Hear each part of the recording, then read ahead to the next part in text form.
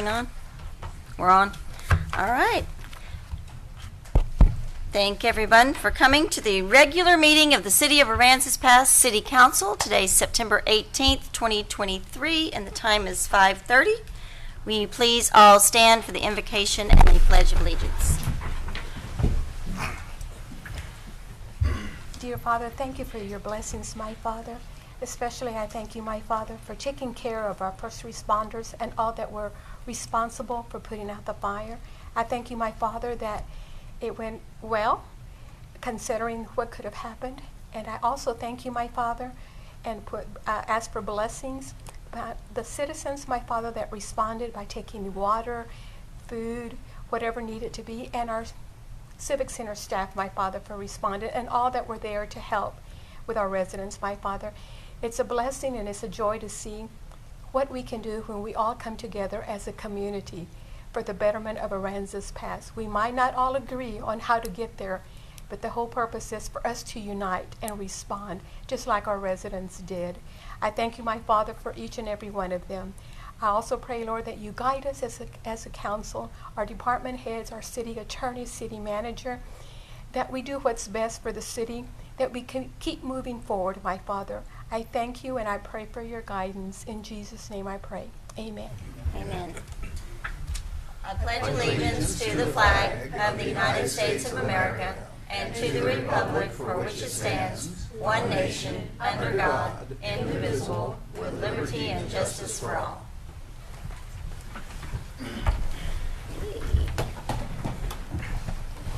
All right. We will move into presentations and proclamations with an update on the Myrtle Fire and recognition of the following departments. I'm probably going to miss some folks or groups today, but we are forever indebted to your services and time in the Myrtle Fire last Wednesday, September 13th. I'd like to recognize the Aransas Pass Fire Department, the Aransas Pass Police Department, Aransas Pass Public Works Department, Aransas Pass Civic Center, Ingleside Volunteer Fire Department, Rockport Volunteer Fire Department, Fulton Volunteer Fire Department, Lamar Volunteer Fire Department, Portland Fire Department, Gregory Volunteer Fire Department, Port Aransas Volunteer Fire Department, Tri-County EMS, Corpus Christi Fire Department, Beeville Fire Department, Nueces County ESD3, Annaville Fire Department, Clayburgh County Fire Department, Bishop Volunteer Fire Department, Texas Department of Emergency Management, San Patricio Emergency Management, Aransas County Emergency Management, Texas Department of Public Safety, Red Cross, Texas Forestry Service and Contractors, 10 Tanker Heavy Air Support, SEAT, S-E-A-T, Single Engine Air Tanker.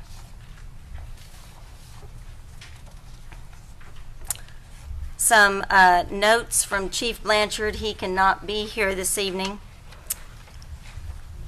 Jack McCarty, Aaron Jones, and Troy Poe were outstanding. They made an awesome incident command group. Captain J.J. Cruz was originally assigned to fight fire on Brush 1. As vehicles started breaking down, Captain Cruz jumped right into work on fixing trucks. Captain Cruz, along with Captain Ryan Taylor, Captain Cade Norman, and firefighter Jacob Bigham, worked on the trucks to try and keep them in the fight. They repaired everything from burnt air lines for the brakes, changed tires, worked on the drive lines, and anything else that was needed, all in the field and with minimum tools and lighting. Most of our firefighters came in off duty. They have trained for this, and it paid off. All in all, we had 11 out of 14 firefighters on scene. Many of those stayed until around 2 a.m. Some even returned the next day to assist the Forestry Service. We could not have accomplished this on our own. The mutual aid departments, Texas Forestry Service and their contractors, and the air assets that came in was the key to bringing this fire under control. We are often the department that is requested to keep out requested to help out, so it was nice to see them all respond and help us. And I made a mistake. That was from Nathan Kelly, not Eric Blanchard. Now I have some words from Eric Blanchard. Sorry about that. Remarks post-fire event from Aransas Pass Chief of Police, Eric Blanchard. The emergency management team of the Aransas Pass Police Department and the city responded immediately. All effort was focused on the task and done with deliberate coordination and unrelenting focus. This demonstration of the Aransas Pass emergency management team epitomizes the outstanding ability and refinement of skill they have had to target catastrophes when they strike. The following team members stood out and contributed the most during the Myrtle Fire, and without their efforts, the community of Aransas Pass would have indeed suffered disastrous consequences. Officer Jack McCarty ran the event's Incident Command, IC. Without his clear, precise direction he gave, communication would have been fragmented and first responders would have been at risk. Assistant Chief Aaron Jones runs the Emergency Management Division for the city and maintains the Training Division of the Police Department. Jones provided global oversight for the IC during the Myrtle Fire and contributed to the successful response to every challenge the fire threw at first responders. Captain Troy Poe, a recent addition to the command staff team at the Aransas Pass Police Department. With little time operating the department's newest drone system, he deployed it and utilized it with fluid knowledge of its many needed core features. Our community is truly blessed to have your astute ability and leadership serving right here in Aransas Pass.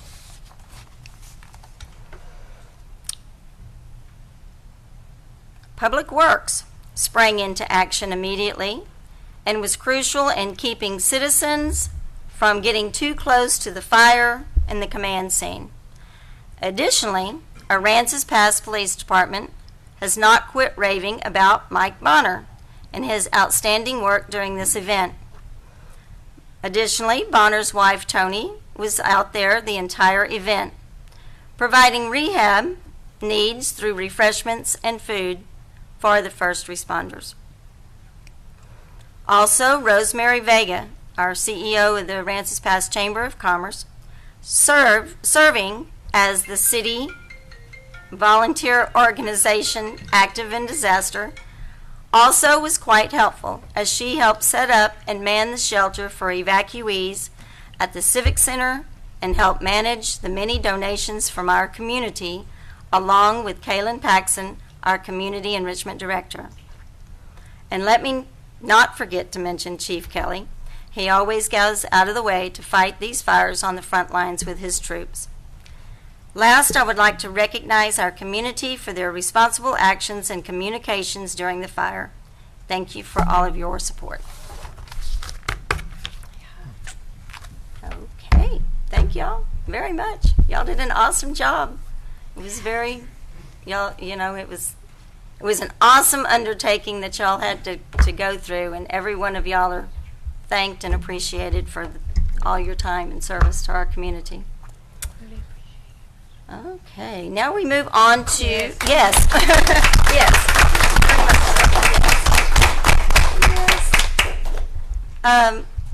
Yes, I was going to say, anyone? Yes, please do. I want to recognize somebody because I thought it was supposed to be in the emails, but it wasn't. Someone who didn't have to be in the position they were in, someone who didn't have to be in the dangerous position that he was in. This man right here. This is a door. He works under Public Works. When called for, Mike Bonner had requested him out there with a front end loader. He sprang into action, went in with a front end loader at the head of the fire, which is probably the most dangerous spot to be in, and worked throughout the night. Even when everybody else was ready to go home, he stayed with the dozer crew from the Forest Service. And if y'all don't understand how the Forest Service works, it is a very, very tight-knit group where they don't just let anybody else work with them. Like, you have to have high qualifications to work on a dozer crew or any typed wildland crew. The fact that that crew boss specifically requested him to stay on scene and assist them, that goes to show you something, wow. that the output of any employee with our city. Again, he didn't have to be there. He didn't have to put himself in harm's way, but he did, and he did amazing. And I think had we not had him there initially when we did, I think we'd be looking at some lost homes. So Wow. I just wanted Wow. to make sure he got Wow. recognized. That's Yes, thank you.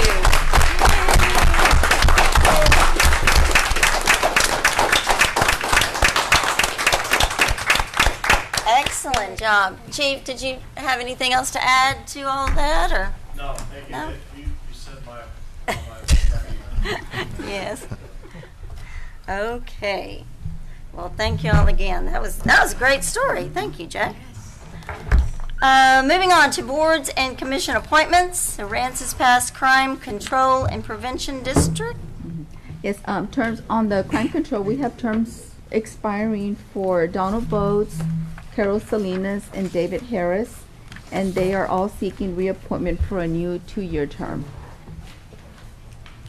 I move to reappoint Terry Stansberry, Donald Volts, Carol Salinas, and David Harris to the Aransas Pass Crime Control and Prevention District for a 2-year term ending September 1st, 2025. Second? All in favor? Aye. Any opposed? We also have some reappointments and board positions available for the Aransas Pass Municipal Development District. Yes, on the Municipal Development District, we have terms expiring for John Bowers, Karen Gale, Ram Gomez, and Vincent Kluss. They're all seeking reappointment except for Mr. Bowers. Mr. Bowers is not seeking reappointment, for a new 2-year term.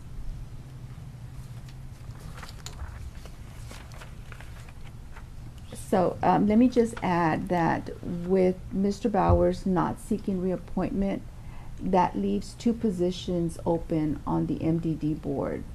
At the last board meeting at the last MDD board meeting, they considered reducing the membership from 9 members to 7 members.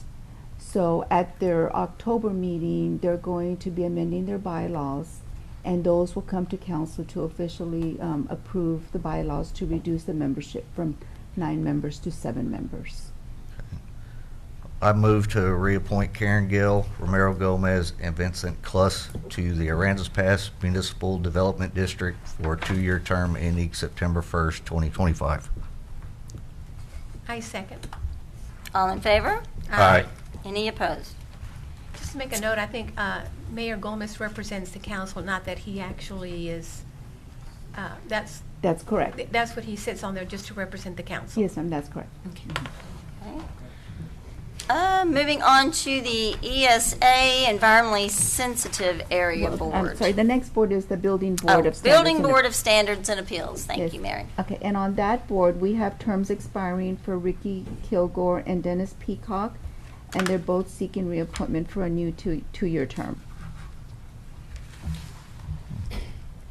Well, I make a motion that we reappoint Ricky Kilgore and Dennis Peacock for a 2-year term to expire in September 2025. Second. All in favor? Aye. Any opposed? Now we move on to reappointments for the Environmentally Sensitive Area Board, or the ESA Board. Yes, and on this board, we have terms expiring for Marcy Gandera, Juanice Butler, and William Aberback, and all have indicated that they want to be reappointed for a new 2-year term. I move to reappoint Marcy Gandara, Juanice Butler, and William Averbach to the ESA Board for a 2-year term ending September 1st, 2025. Second. All in favor? Aye. Any opposed? Then we move into appointing or reappointing members to the Planning and Zoning Commission for a 3-year term. Yes, and on this board, we have terms expiring for Renee Thacker, James Booth, and Myron Schrader, and they're all seeking reappointment.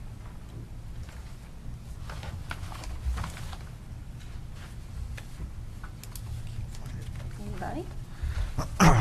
I move to reappoint Renee Thacker, James Booth, and Myron Schroeder to the Planning and Zoning Commission for a 3-year term ending September 2026. Second. All in favor? Aye. Any opposed? All right, that moves us to reappoint or appoint members to the Zoning Board of Adjustment for a 2-year term. Okay, and this is the last board. We have terms expiring for Myron Schrader, Vincent Kluss, and Debbie Hughes, and they're all seeking reappointment for a new 2-year term. I move to reappoint Myron Schroeder, Vincent Kluss, and Debbie Hughes to the Zoning Board of Adjustments for a 2-year term ending September 2025. Second. All in favor? Aye. Any opposed? All right, that moves us into the consent agenda. All of the following items on the consent agenda are considered to be routine by the City Council and will be enacted with one motion. There will be no separate discussion of these items unless a council member so requests. If discussion is desired, that item will be removed from the consent agenda and will be considered separately.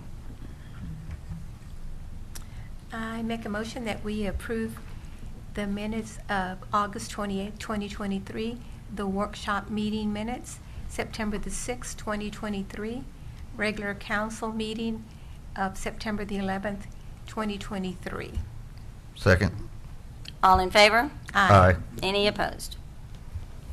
And that was the September 5th meeting. I think I heard her say September 6th. No, but it was I said the September 5th. 5th. It's Okay. September 5th. Okay. All right. Moving on to the city manager. Mayor Pro Tem and council members, you have before you the municipal court report and the planning and zoning report. And those have been submitted in writing, no action tonight, and no verbal report. Okay, and that goes for the community enrichment report as well. Same thing. Okay. Development services, we do have to consider an act on the issuance of a request for proposals for hot mix for McClung Avenue. Good evening, Mayor, Pro Temp, and Council. Yeah, the gentleman that was recognized earlier, Mr. Bonner, was extremely upset when I told him he could not pay McClung as soon as he wanted to. We had to pump the brakes on that one, and I told him we had to go out for RFPs. The estimated amount of material it's going to cost is going to exceed our threshold per our procurement policy, so we have to go out for sealed bids just to buy the material. So we're not contracting this out. It will still be done in-house with our equipment and our crew, but we have to get sealed bids for the material. So that's what this is for. This is for the American Rescue Plan Package 2. And this is to do an overlay between 11th and 12th Street on McClung all the way down to Avenue A. So right now, we're just asking for permission to advertise to go out for bids. Okay. I make a motion that we go out for a request for a proposal for the hot mix for McClung Avenue. Second. All in favor? Aye. Any opposed? All right. Next, we move on to consider an act on terminating contract negotiations with Associated Construction Partners, Ltd., and reject remaining bids for the stormwater pump station number 1 and number 2 improvements. So the city had gone out for bids before my employment here was, I guess, about a year and a half ago. It wasn't until recently we approved those bids, but as soon as we approved those bids and send the contract to the contractor, he wanted to submit a $295,000 change order right off the bat. I felt like it was our responsibility to do our due diligence and just go off for rebid instead of just awarding the change order. So we're asking to terminate that current contract with the existing bids. I agree with you that change orders a lot, but what I can't figure out is these bids were opened, and this was before your time, these bids were opened November 4th of 2021. And I can't figure why it took almost 2 years to award this contract. And I understand what the contractor's saying because 2021 money is nothing like 2023 money. And I'm worried if we go back to bids, we might be in the same boat, or the bid will be a little higher, or these people that submitted bids 2 years ago won't resubmit them, and we might be in a bigger hole than we're in now. This is FEMA funded. FEMA has agreed that they would pay at cost. So sure, the bids might come out higher and might even come out to exactly the $295,000 additional. But I wanted to make sure we did our due diligence and not just hand out a change order at the same time we're signing a contract. So that's FEMA money that's being paid? Correct. Okay, not coming from the city? No, ma'am. I still think we just need to move forward with it. I'm not comfortable gambling on this at all, because this is kind of the same scenario we went through with the Little League concession stand, how it drug out, and then the money just jumped up because everybody knows the price of materials or anything has gone through the roof since 2021. I make a motion to agree to this change order and stay with the current company that was awarded this bid, because this should have been done a long time ago. I mean, it should have been done over 2 years ago. David, if I can point out, we're not certain that FEMA will pay that change order. That's another issue we have to wrestle with, which means we would have to pay for it. Well, I'd be fine with that. I mean, these pumps been offline for years, and this is something I've talked to numerous people about in this room for I don't know how long, and we need to get them back online, because thank goodness we're in a pretty serious drought, but everybody knows the next time it's going to rain, it's going to flood, and we need to have everything in order before the next hurricane season, because so far we dodged a bullet, but we may not be that lucky next year, and we need to be well prepared before the following hurricane season. So I stand on we agree to this change order. If we have to pay for it, then so be it. I mean, it'll be money well spent. It's for drainage on the east and north side of town. So on this item, we're terminating the contract, but on the next item, then you're going to go out. That's where we issue For rebid. For rebid, correct? And that normally lasts 2 weeks. Yes, correct. So this agenda item was a 1-2 punch, was to terminate the existing contract and immediately go off for rebid on the next advertising date. We already have the RFP typed out. It's ready to go, so we just needed to get authorization to start advertising. So we do have a motion on the floor from Councilmember Knight. Is there a second? The motion dies for lack of second. I'll make a motion that we terminate the contract negotiations with Associated Construction Partners LTD and reject the remaining bids for the stormwater pump station number 1 and number 2 improvements. Second. All in favor? Aye. Aye. All No, opposed? No. Okay, motion carries.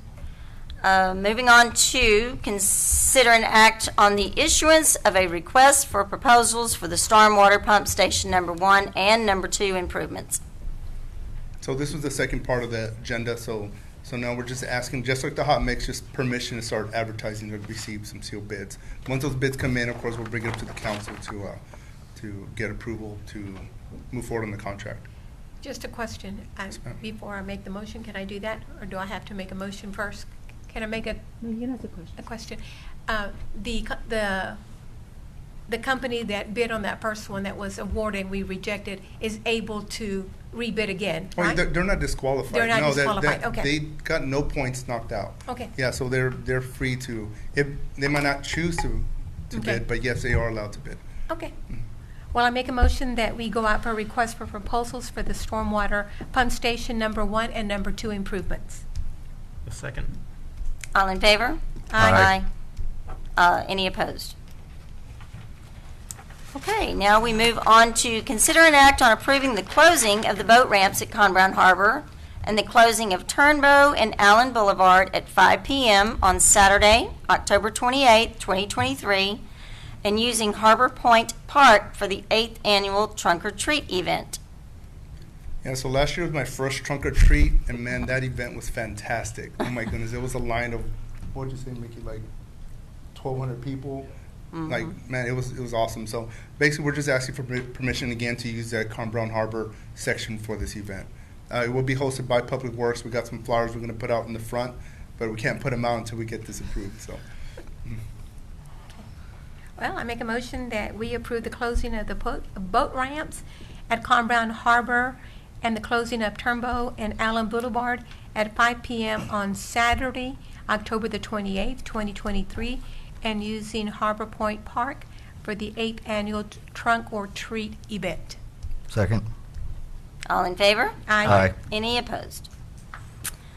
All right, we've got the monthly public works and building reports are online. Finance is online. Move on to public safety. Consider an act on renewing the memorandum of understanding between the Aransas Pass Police Department and the Drug Enforcement Administration. Mayor Pro Tem and Council. This is a standard renewal. We've done this every year since 2005. We have 2 officers assigned with the DEA task force.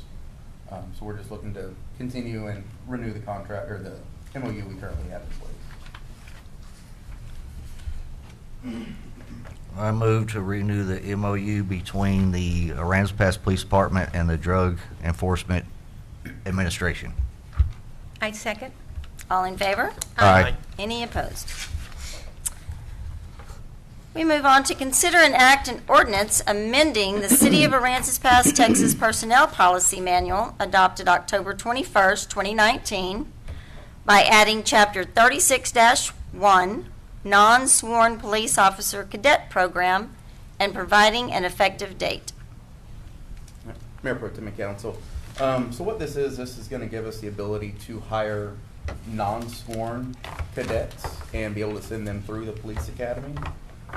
There's really been a transition over the last several years. You're looking at your law enforcement academies. A good majority, well over 50%, are hired and are sent to the academy, and they're getting paid while they go through the police academy. So we're losing the possibility of some good cadets because we haven't offered a program such as that. So this is an amendment to our policy, but it comes before you because there is the budgetary issues of paying somebody while they're in the academy. So this would give us the ability to retain some money throughout their time in the academy. We're going to pay for their academy, pay for their equipment, and pay them a standard work week while they're going to the academy. And then after a 3-year period with them being employed with us, if they've met all the requirements, still employed with us after 3 years, then they're going to get that money that we retained back as a lump sum. And it's essentially an incentive to get more cadets and applicants into the department.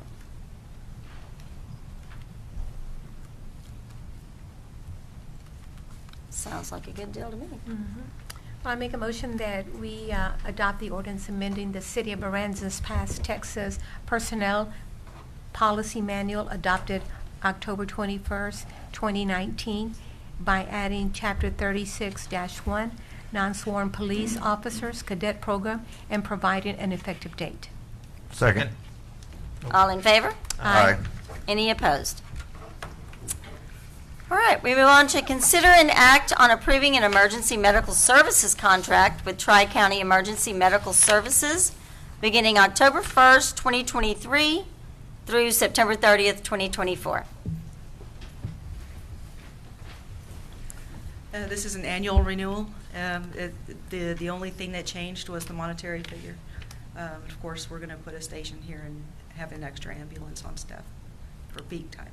Did y'all find a location? We're You're in working on talks it. with one, yes, ma'am. Okay, very good. Certainly something we need. Anybody? Make a motion? Yeah. I move to award a contract with Tri-County EMS medical service beginning October 1st, 2023 through September 30th, 2024. Second. All in favor? Aye. Any opposed? Thank you, Carrie. Thank you. All right, the monthly public safety reports and fire reports are online. So that moves us to city council or staff announcements. Mayor Pro Tem and council members, We're already adding to this list, but the items that we know are going to be on the agenda for the work session on the 5th, and we had to move it from September 28th, I think it was, to this particular date because several of you will be in meetings. And so it would be difficult to have a work session without a council. So it's right now scheduled for the 5th of October. And the fire station building and police station renovation, that's up for discussion. The ditch cleaning and street maintenance, Councilmember Knight requested that. And a software system we need to talk with you about.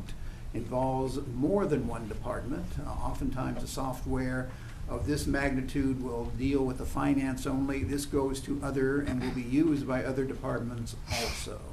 There are a couple of items we're going to be adding to that, but until we firm that up more, those are the, at this point, definite items for the work session on October 5th. Very good. I saw your, you did a little video on with Channel 3 this afternoon? 3, yes. Channel 3. They had a good story on our fire department. Good. And they visited the police department too, as well. And it showed the overcrowding and in there. Oh, and for the record, I won't be here on October 5th, but hopefully the rest of you will. Just letting you know. I may not be here also. Uh-oh. That's, Oh, that's no. my sister's birthday. Okay. I'll be out of town. Sorry. Okay. I'll be at a local restaurant.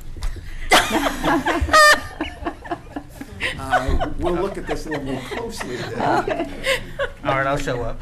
You'll show up? Okay. Okay. All right. Say Gary, see Gary. There you go. Well, October 5th, Ram should be here. The Yeah, mayor but should be here. These are important topics. I'm serious. Yeah. We want to look at this a little more closely as far as the date goes. Well, that's true. So we'll get back with you on that. Oh, okay. Citizens' comments. Citizens' comments are intended for matters that are not scheduled on the agenda. Please limit your comments to 3 minutes and state your name and address for the record. Be advised that the Texas Open Meetings Act prohibits the City Council from responding and discussing your comments. The law authorizes the following: make a statement of factual information, recite existing policy, advise that this subject may be placed on the agenda for a subsequent meeting.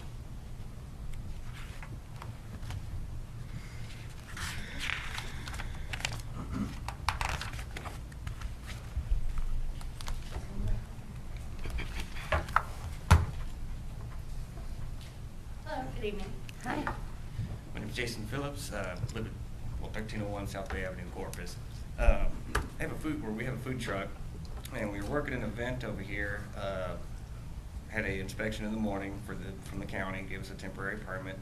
We ran all morning, did just fine, and then the evening the assistant fire chief comes up, says this isn't the proper permit, even though it's temporary from the county, so I'm a little confused. I don't deal with the permits or paperwork. I don't know anything about them. Next thing I know is I'm getting a ticket for it, and I don't understand what it's about, why. On the ticket, it just says operating without a permit, other. I don't know what other means. I have a permit from the county, temporary just for that day at the event. So I'm not understanding why the city gave me a ticket. So now I have to go to court and pay this money for what I don't know. I have no idea what I'm doing here, but that's what happened. So I'm a little confused on what's going on with the city and county permits, like communication-wise. We did everything we were told to do, and next thing I know, it's like I said, I'm getting a ticket, not even getting an option. And when the fire marshal did ask or did say this wasn't the right one, all he said was technically you're not supposed to be operating. So I asked him what to do, what do I need to do. He just walked away, never came back, and that's next thing I know, the cops showing up, saying we're giving a ticket. He basically was just concerned with me signing it, which I didn't want to and I refused to because I'm being told these things, and every time I asked a question, it just was I'm not arguing with you. Walked away, and that was the end of it.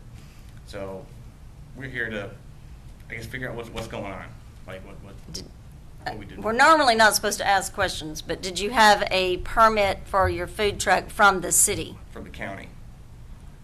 Well, I believe the city requires a permit as well. One is the health, that's the county, tell me if I'm wrong. The other is for safety, because food trucks have, there have been accidents with fire with food trucks. So that's what the city's involved with, the safety issue. The county is only the health, only the food. Understand the confusion, we understand that. Right. But there are two different entities you gotta go through, the county and the city. One for safety, the other for health. Again, county is the health. Anything to add to that, Chief? No, I mean, this is, so we've worked with the county a lot with this. There is the county health permit you get, and then you also get the permit from us. And with that permit you get from us, you have to show us where your truck has been properly gas tested. And then we also check your fire extinguisher equipment and your hood suppression systems. Okay. So it's a little bit different than what the county does. The county just says, yeah, you washing your hands and you have the correct stuff that you need in your trailer to be health safe, but not necessarily the safety of the truck itself. And those permits do come in, I think, 3 different levels. You can get like a 1-day pass, like a 7-day pass. I did ask or like for a a 1-year pass, and he told me no. I'm sorry. I did ask for a temporary pass on that too, and I was told no. And After the fact would have been too late. well, I mean, we were at the Civic Center right over here, and the fire department's right next door. So we've been We don't sitting there- issue them, they go through the permitting department. I understand, but I just don't understand. They're sitting there and they were watching us the whole time. If it was an issue, how come they didn't come up and ask us or check things there? We would have not even opened and operated. But they waited till 2 hours before the event to come in, basically, and said, give me no answers, just, here's a ticket, sign it, you're not gonna sign it, that's all I cared about. No explanation, nothing. So, There must have been a miscommunication somewhere, a break in it, because it wasn't just our food truck. It was was multiple. There was multiple. And so here we are, it was just starting to get busy, things were getting going at the Jeep Fest, and then we all had to roll out. You know, which we don't mind doing if there's something that was wrong or not gotten that we should have had. We're more than happy to go and then correct the situation at the next event. 'Cause- I'm not sure who sponsored or created or put on the Jeep Fest, but whoever those that created that event should have had all of that information given to their food truck vendors beforehand. Yeah, there was a break in Yeah, there communication was somewhere, communication. unfortunately, and now we suffer because you get the loss, we're out. Well, there. that's on that'd be on the Jeep Fest people. Right, but So time Thank is up. you. Mhm. Thank you. thank you. Thank you. Can I make a comment here? I'm just kind of, I know we're not supposed to comment. Maybe going forward might be something that our Civic Center, whoever's, leasing or host are going to rent the event or permit the event, that they make sure that if they're going to have food trucks, that they're all addressed with all of them to avoid this going forward. Makes sense. That's, bad reflection on the city on that part right there. We were not aware that they were even gonna have food trucks. It was discovered later during the day. And that's what I'm saying, when it was booked at the Civic Center, that's something that should be addressed at that particular time, because it puts a bad image on Aransas Pass. That's just my concern right there. If we can correct it, stop it right there, that would be a good thing. Not blaming anybody, I'm just saying, going forward, what we need to do.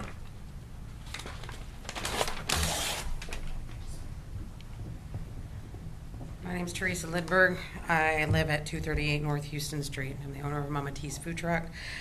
I do understand where they're coming from, and just to put my own opinion on it is I've noticed with other cities that we do business with, the city does let the people that are hosting the event, they tell them, hey, it's up to y'all to go ahead and let them know that it's on y'all to make sure that everything gets taken care of.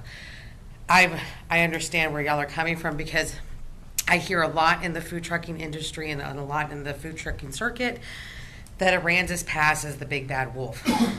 And I don't like to hear that about my city. and I would like to, for more food trucks to want to come over here, because I think there is a lot to bring into Aransas Pass with the food trucking industry. So, you know, I do want to make sure that it does get resolved, you know, in an aspect where there's better communication. Not really saying that there's leniency, but also, you know, there's attract more bees with honey than you can with vinegar. You know, it's just I'm not saying that we should go ahead and brush stuff under the table, but it's one of those things where I've seen at certain other events where we're talking about fire and safety. I can go in and get my permit through the fire department, but yet a pop-up tent can come and get a day pass for $35 and not have to provide a pressure test. So that does add a little bit of salt in the water for us, because we get permitted with all these extra stuff, because it's not just the county permit, the city permit. We have to pay an extreme amount of money to get those fire extinguishers taken care of, the hoods and, you know, ventilation system up to par. There's a lot of extra stuff that we have to go through and pay for that's very expensive, but where people can come up with the pop-up and pay $35 and not have to get all these extra tests, but yet they can come in and make the same amount of money, if not more, but we have to go through all the permitting. Does that make understood? I mean, I hope that's clear, but yeah, I would really like to see that, you know, the communication between the fire department and the county, that gets a little bit more clarity, because it's really hard when you're trying to just really want to do an event for somebody here, and you really want to, you see it there here in the city, but you get the runaround and you get told you got to do this, and then you try to go to that person and they don't tell you anything, and this person doesn't tell you anything. Instead of picking up the phone and making a phone call for you to just say, hey, let me help you, you get, I ran around between here and Public Works for almost 2 months before somebody picked up the phone and said, let me help you. I have seen you run back and forth for, you know, a little over a month before somebody helped me. So I really hope that, you know, it all gets figured out. Thank you. Thank you. Hi, Charity Benson, 1301 South Bay Drive, Corpus Christi, Texas. I'm the owner of Fatty's Third Coast. I was not there. I had to have a large surgery on Tuesday, so I'm still healing from it. I feel like I'm very thorough about getting my permits and calling the people that need to be called. I have tried to contact the health department and the fire department. Nobody seems to want to pick up the phone. I feel like if a separate fire permit is required for Aransas Pass, then that should be acquired before any health department certifications. Anything that I look up online there as far as a temporary permit does not show anything as far as the fire department. So I just want to point that out to you. So if you Google Aransas Pass temporary permit, it says that your Venahood should be working, but it does not say that you need a fire inspection on that. So just wanted to put that out there. I really hope y'all make it easier on us, because we do like providing a service for you folks, and we like traveling to different places and making people happy. So thank you for your time. Chief, is that online? So I want to say again, permitting for food trucks, any permitting that the fire department does, none of that goes through the fire department. We don't handle any money. We don't write any permits out. It all handles through the permits department. Okay. So people that need a permit simply need to go down to the permits department, talk to them, and they will set that. They call Jason and let him know, hey, these people need it. They give the contact information, and Jason handles it. So we don't do any of that permitting, money handling, anything. We just do the inspection. That's it. We don't even issue out the permit once it's written. We contact permits back, say we did the inspection, everything's good, and it goes on. So we don't do anything with that. In the past, the county would not even, and I'll have to call them and find out why this may have changed. The county doesn't issue a health certificate without their fire department inspection. So perhaps, I don't know why they would have done that. I'll talk to them tomorrow and try to find out why they're giving out a health certificate when they haven't got a fire CVO yet, or a trailer permit yet. They're not supposed to do that. They've never done that before. They won't do it for a restaurant either. So I'm not sure on why that would have happened. But again, as far as the permitting itself goes, we don't handle that part. We just do the inspection part. Okay. And then when we find vehicles that haven't been permitting, then it's really no different than if a guy came out and he's doing electrical work at your house and he's not permitted. Well, he's not allowed to continue through the rest of the day. He can't keep putting electrical stuff in even though he's not permitted. So that's the reason that we stop it right there. We haven't had a gas test. We don't perform that. A licensed plumber has to perform that test. We also do not, we'll check and make sure that their hood suppression system is correct. If it's not correct, we can't do anything about it. They have to go through a licensed contractor for that. And same thing on their fire extinguishers. We can tell you if it's in the green and it's been inspected in the correct date and if it's got its correct hydro. But again, if any of those things are wrong, we can't do anything about it. It has to be inspected by a licensed person. We've had a similar circumstance where we went out, trailer was set up, hood suppression system hadn't been inspected since 2015, fire extinguishers hadn't been looked at since 2018, and he had never had a gas inspection. And we wrote him for the exact same thing, failure to permit, and shut him down for the day. It's unfortunate for these people that are trying to make money. I totally understand that they're out there trying to make money and what they're trying to do, but we have to have these safety in mind. Remember that when these trailers, when something catastrophic happens, they blow up. They lay out flat like a dance floor. They blow up. And we don't want that, especially with the crowd they had at Jeep Fest, or whether it's sitting downtown, or whether it be at Party Girl, at Shrimpery, at wherever. That's why we have all these inspection processes that we do in the beginning. So that's how we handle that situation. I think what the concern is that it has to be told up front that we need to I agree. work with the permit, the county. We need to work to make it easier I for food agree. trucks to come to Aransas Pass. We don't want to be seen as the ones that are trying to keep them from coming in. I agree. So we need to work out a system, whether it's working with the city manager, the city attorney, however, we need to work out a system to eliminate this going forward. How to streamline it. I agree. Is there a process for this food truck permits online? Apparently not. I don't have the answer to that. I was looking at Roxanne. I don't know if there is or not. Do you? Just something we need to work I think on. Sure. Yep. I think we're getting outside the scope. We're now starting to discuss how to resolve the problem. No, I think we should resolve the problem, Sorry. but it needs to come back on an agenda item to be able to apprise the remaining public of what we're discussing. So far, we've been able to give citizen comments and recite existing policy, and we can bring it back if you instruct us to. Yeah, we Yeah. put it on a workshop, next workshop. Put in the Yeah. workshop. Yes, we can. And I think a big part of the problem is to get the sponsoring agency to Yes. let the food trucks know what they're supposed to do. Because we Correct. don't know if there are going to be food trucks there or not. We don't Correct. know. Yeah, Yeah. we had no idea that there's no, we did not. And same thing, when Party Girl happens, when Shrimpery happens, we let them know right off the bat. They have to have this. So, Okay. same thing.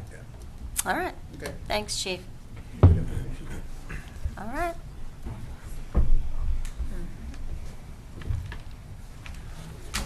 Afternoon, Jason Followell. So, hypocritical again we are. So I'm going to teach you a lesson, Ms. Scruggs. You are allowed to talk in citizens' comments, which I'll tell the citizens is a blatant lie. What you are not allowed to do is you're not allowed to lie to us in citizens' comments. Now, by talking to them and talking to Chief Kelly but not responding to me, that would be a violation of my 14th Amendment right. You can ask Roxanne, she knows a little bit about law. Not much, but a little bit. So you are allowed to respond, Kerry Strokes. With that said, Mr. Knight, I do agree with you. We don't even need a hurricane to flood the streets here. So back in May, We got 12 verbal warnings from TCEQ, over 195,000 gallons of sewage in our backyard. I think your priorities are backwards. You attack freedoms and you paint buildings instead of attacking the problem, which is our sewage. Nobody wants sewage in their backyard. Several people have came to me and said they had it in their house and you ought to do anything about it. Terrible. Food trucks, I agree. It was a big cluster and stuff was done wrong. With that said, though, I want to point out something very specific. Pay attention, Gary and Chief Kelly. The Shrimpery was allowed to have an illegal park, a legal RV park in the middle of our town back in May. Gary Edwards approved this. That is against city charter. There was no permits issued, no citations were issued, but you cite these people for trying to make a living, but not the Shrimpery. Again, back to being hypocritical and cherry picking. Y'all do not understand the law, and y'all screw over us citizens all the time, and we're tired of it. And I miss Chief Poundcake. I wish he was here, but I'll bring this on the council. Y'all let Chief Poundcake go to the Remnant Church twice now. 2 times now, he told them they had 72 hours to vacate the homeless. There is no law for that. Not one. There is no law. Then he went back with the flow chart that he made up himself on a laptop and said that private property is public property. Would y'all like to respond? Carrie, that is a violation of my 14th Amendment right, and I will document it. You cannot cherry pick who you can and cannot talk to. I hope you pay attention, because there is a lawsuit coming because you act like that. We're all citizens, and you have to pay attention to us and listen to what we have to say. Gary, get your act together, boy. Shame on y'all. You too, Kelly, you heard me. Thank you, Mr. Knight, good job. Moving right along. There is no executive session this evening, so thank you all for coming. This meeting is adjourned. Second.